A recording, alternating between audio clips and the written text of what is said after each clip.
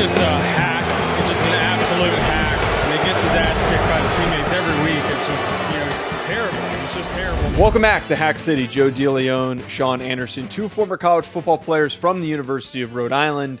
And as we lead up to the college football season, we're doing our next position group watch list episode. Today, we're doing our tight ends.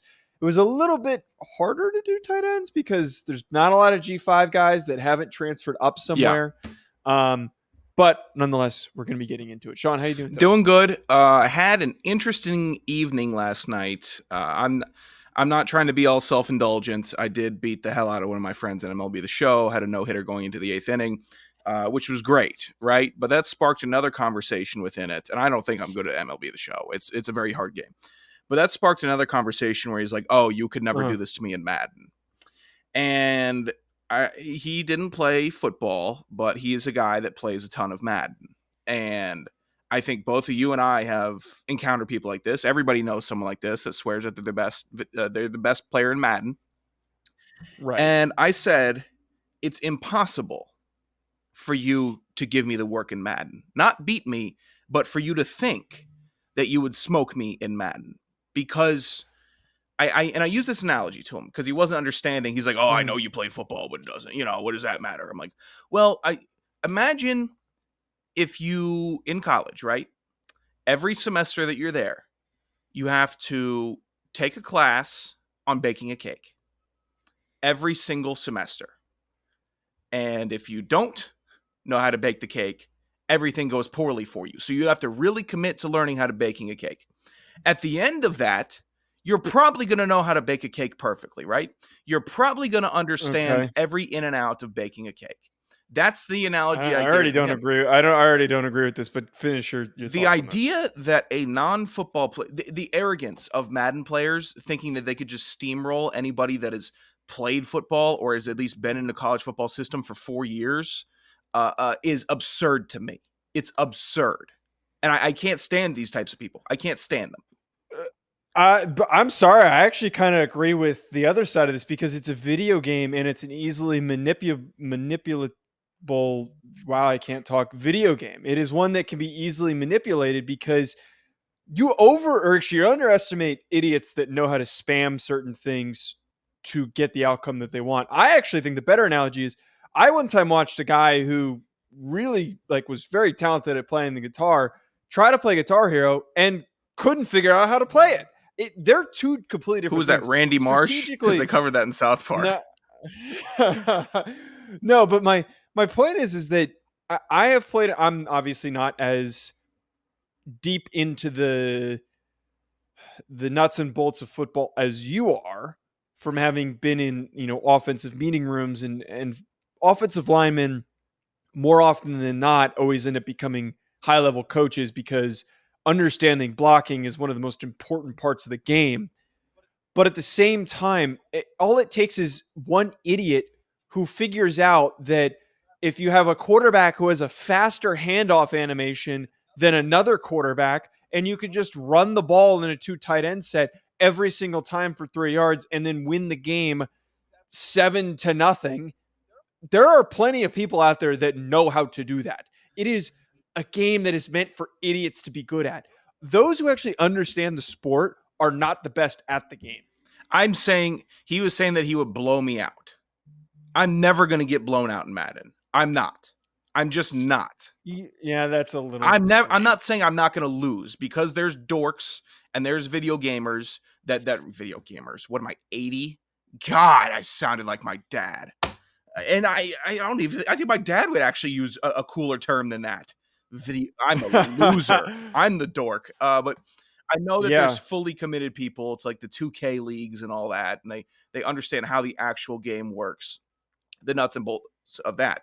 But the disrespect, and it's not the first time I've encountered this. There's a disrespect for people that have played football to try to come into the realm. Now you're in my world now with the sticks. This is we're playing at Lambeau in the cold. Like you don't know what team to fit for that. Shut up. It's disrespectful, and I've been disrespected. And maybe it's just because they don't understand. They think it's linemen. Oh, you just push people all day. Okay. And that's just you need to play him, and we find out the outcome. I think I'm going to blow his doors off.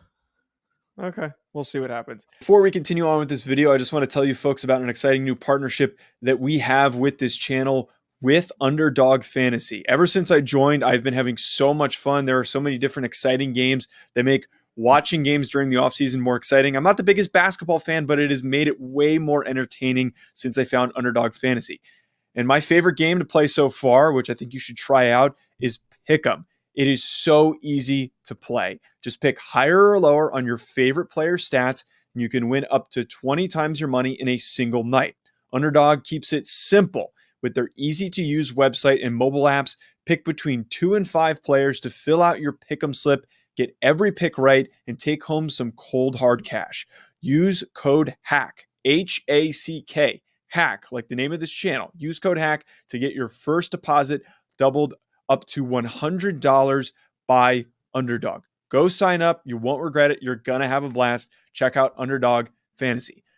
I also want to tell you folks about our other recurring sponsor that we have on this channel, that being BetOnline, betonline.ag, which has all the updated odds, news, and anything for sports betting. It's my go-to source for when I want to be betting specifically on games. I love betting on college basketball or the NBA. Especially, again, during the offseason, always looking for more fun ways to be focused in on some of these other sports. It's betonline.ag and use promo code BELIEVE50. It's promo code BELIEVE50 to get 50% welcome bonus on your first deposit. BetOnline, where the game starts. Sean, let's get into it. Let's talk about these tight ends that we've got here on today's show. I'm going to start us off with the Power 5. As everyone knows so far, we've done P5, G5, and FCS players in each category. My first pick that I want to throw out there, and by the way, actually, first I need to say this. No Brock Bowers. So we've done this so far where we've kind of picked a guy or two that can't be included in our watch list because it's a foregone conclusion. We also get 2 picks each, so we don't think it's fair for one of us to take, the big name guy. Because Joe has turned it into a competition. So it's not. It's not a competition. It's not, but at times it feels like it. My point is that no Brock Bowers, because we know that Brock Bowers is an elite college football player. He's an elite NFL draft prospect. He has already been the best tight end in college football for the last 2 years, and he's going to be the best tight end this upcoming season. But my pick is Benjamin Yurc from Stanford. Troy Taylor takes over at Stanford, and there is now a shift in offensive philosophy. I was pleasantly surprised by the style of play, the athleticism, the receiving ability, the after the catch ability that Benjamin Yurc has for a tight end. I think he is an elite athlete that was completely misused in an offense under David Shaw that was just asking him to put his hand in the dirt and try to block and then sometimes catch the passes. I think that this upcoming year, with that experience, knowing how to block, they're going to really feature him as the premier target in this offense.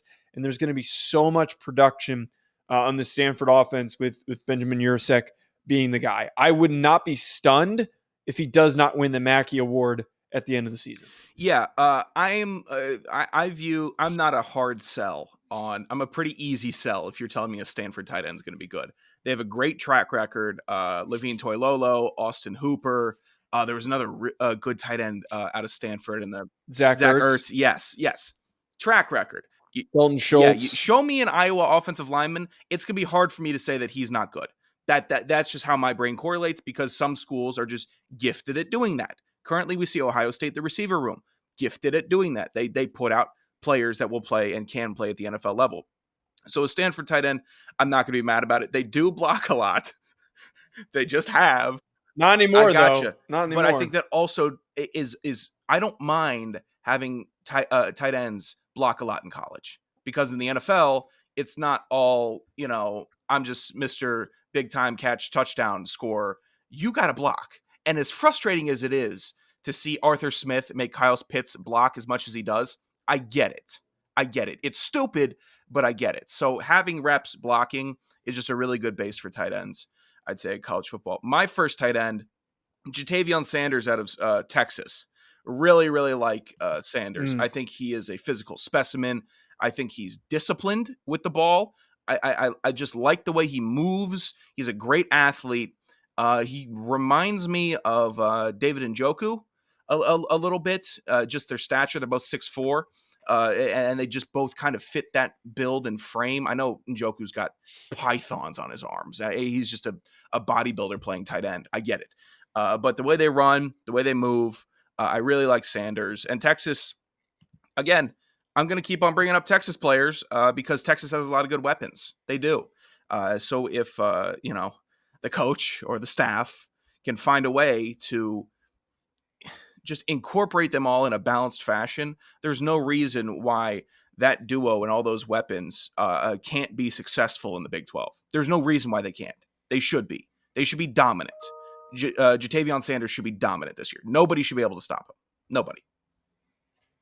Yeah, Jatavion Sanders was a guy who made my top 5 tight ends for the 2024 NFL draft. And he is not much of a blocker, but what I like about Sanders is just a great vertical threat. He is somebody who just up the seam is going to provide a dangerous threat in the Big 12. And there's not a lot of linebackers that can keep up with him, not a lot of safeties that can cover him because he's so freaking large. So I like that Sanders pick.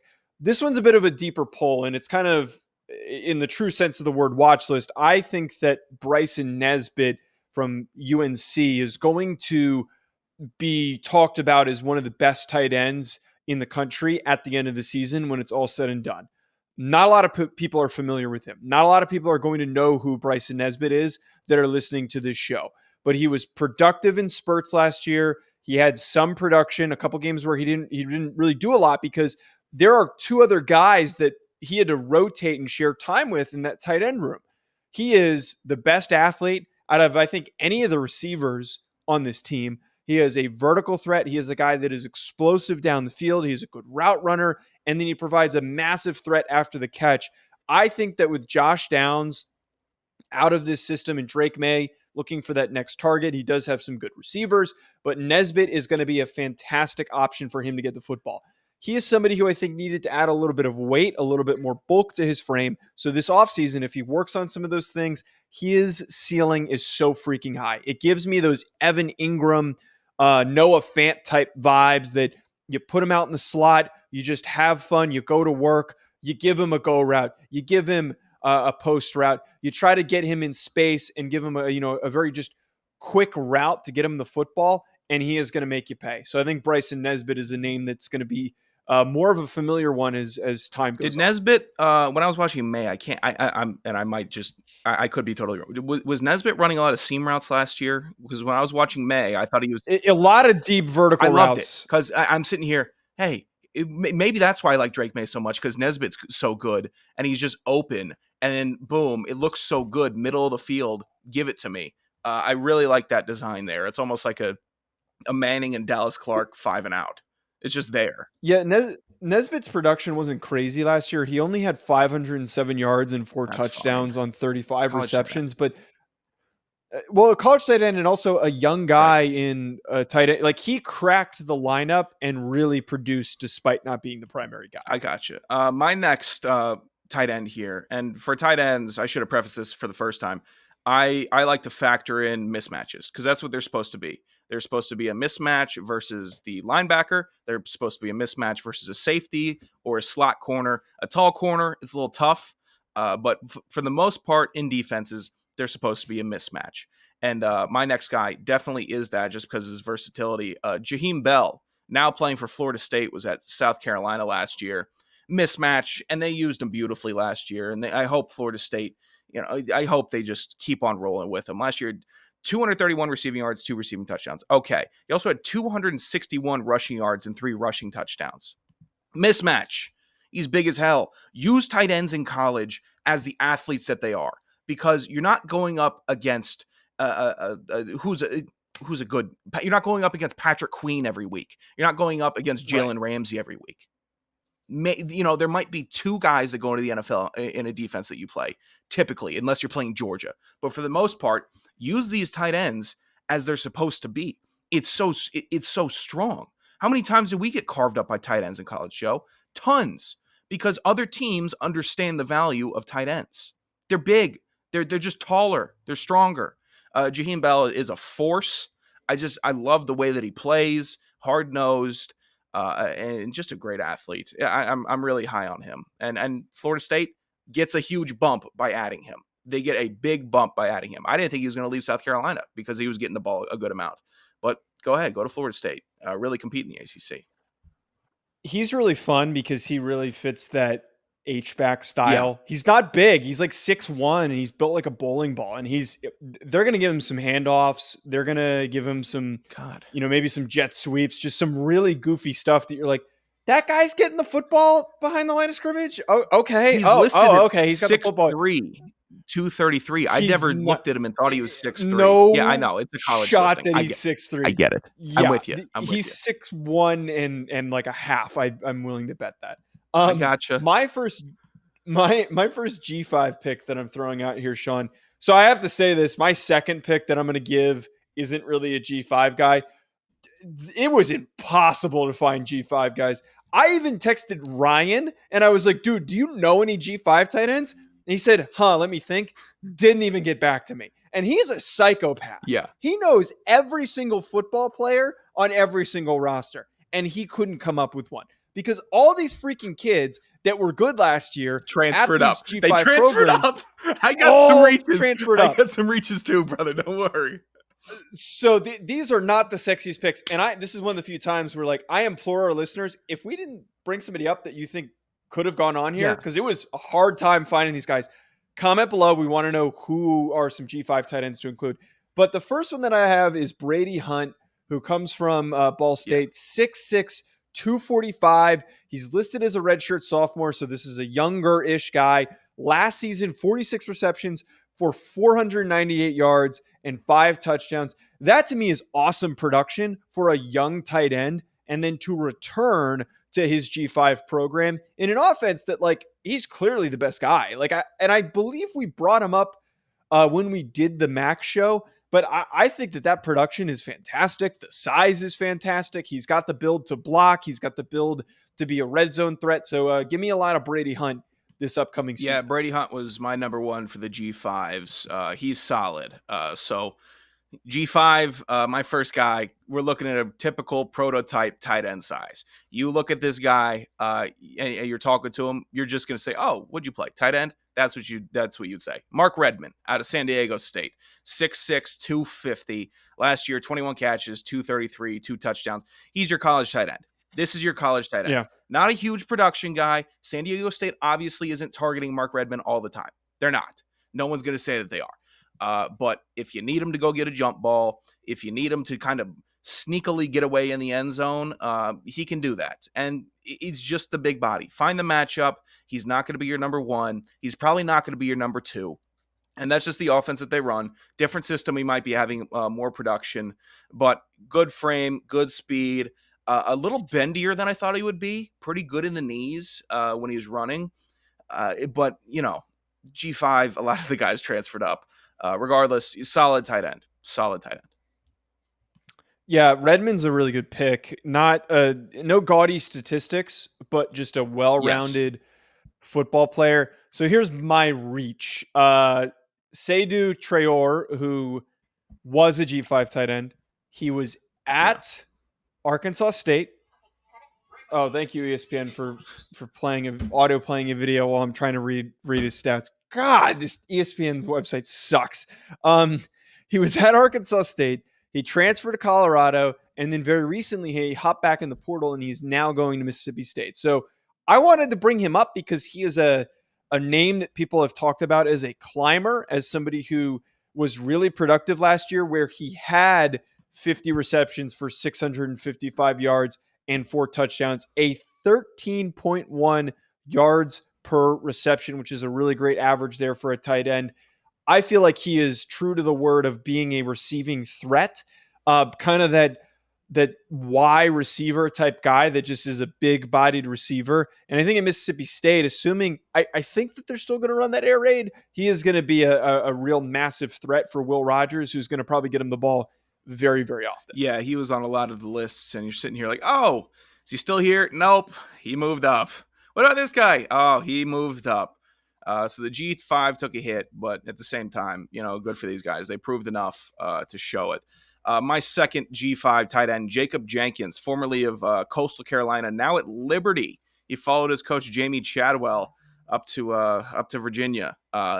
Last year, it's weird. Coastal is weird to kind of look at players from because they operated so oddly, a bit chaotic, which I like. They're a bit chaotic, a lot of motion, a lot of movement, which I'm a big fan of. They're creative.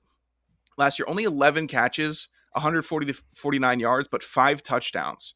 So he was kind of a gimmick guy. He was, hey, we're going to send everybody going left. You, because you're a good athlete, we're going to wheel you around right, throw it back, and you're going to score the touchdown. Like in a needed gimmick, drawn up. He is a tight end that you can use in a drawn up specifically for you play. Not a every time Jason Witten, we need you, you're going to be the second option, and then you're going to make a great catch. But hey, you have a skill set that works for this, and we know we're going to be able to beat this specific man if we have the wheel tracking late. You're going to be able to be free, get a touchdown. So maybe credit that to Coastal Carolina. Wouldn't have as much faith, but he followed the same coach. So maybe Liberty uses him in a similar fashion. I would say that they should. I think tight ends being used in that is a lot of fun for college football. Why wouldn't it be? He's good. He's solid. Good hands, good athlete, tough, strong. He's a tight end. Ryan did send in a contribution pick. Dominic Mazzotti from San Jose State is Ryan Roberts' contribution for the G5. Moving on to the FCS, my first pick is Kyle Lepkowski from UNH. I scouted him for his potential at the NFL. He feels like one of those FCS tight ends that is like a 7th round pick or a very high priority free agent that maybe sticks on a practice squad for a very long time.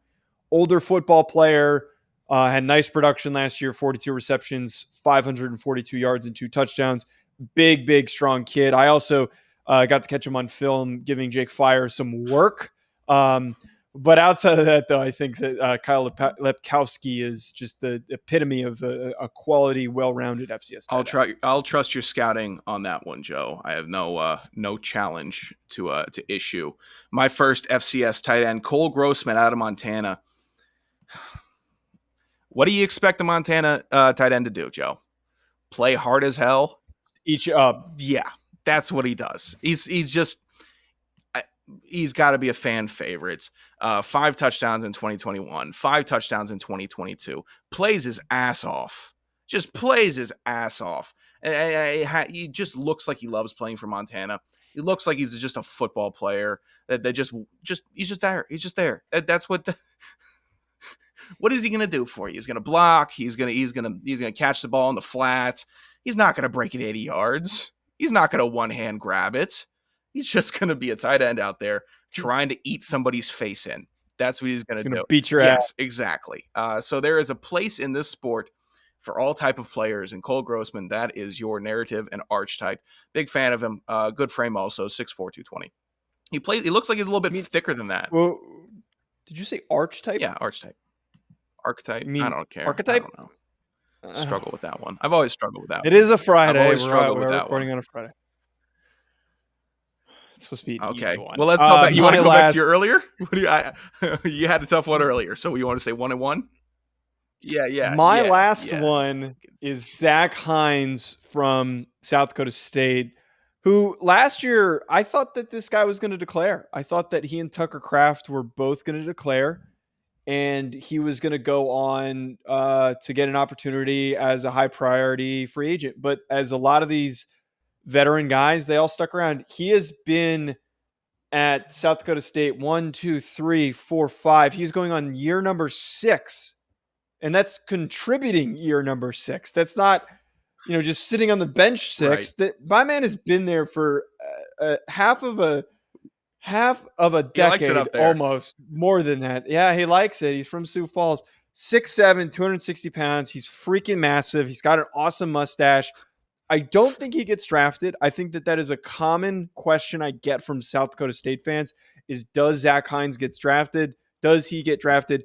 I don't think he will, but he's similar to Lepkowski, big body. He can come in and just be a blocking dude on the roster, be a third tight end, be a practice squad guy. He's somebody who I'd be willing to put my chips in the table and say, I want this guy on my NFL roster. Yeah, Heins is really solid. He was a great second tight end while Tucker Kraft was there, and now he's going to be a very good primary tight end. It's a great fill and replace that they have at South Dakota State. It's great. He's solid. And then obviously the hack mustache nod from Joe. Finally, shut up. I know we both have thoughts on this tight end. Marshall Martin from Sacramento State. Really impressive what he's been able to, what he's been able to do there over 3 years.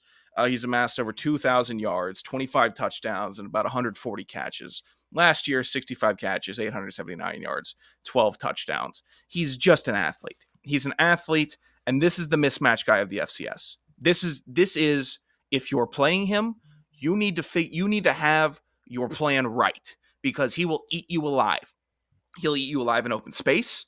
He'll beat you on the goal line. He'll beat you on third down. Don't let him get in motion, because whatever you got going on, he is the guy on Sacramento State that you have to be ready for. And even if you are, he's still going to get his. He's still going to win plays and win reps.